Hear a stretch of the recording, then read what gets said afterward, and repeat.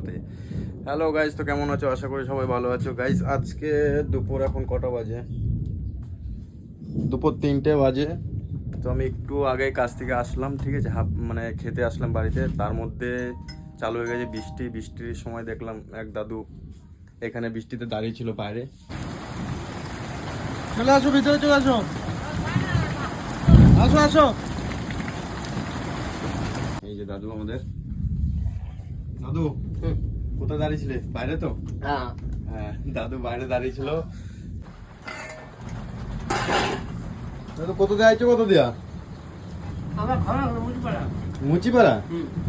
মানে কোনো কালেকশন হয়েছিল নাকি? কি কালেকশনে? আচ্ছা,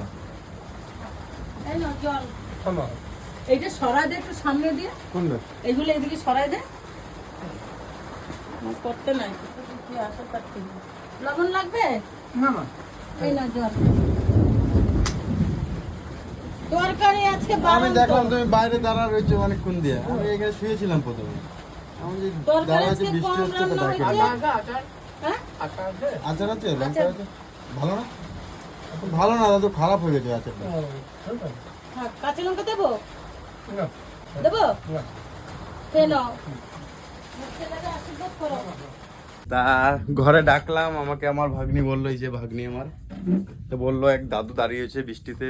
তো আমি বললাম তাহলে দাদুকে ডেকে নে ঘরে। তা ডেকে নিলাম। দাদু আসার পরে আবার ভালো করে বসলো এখানে।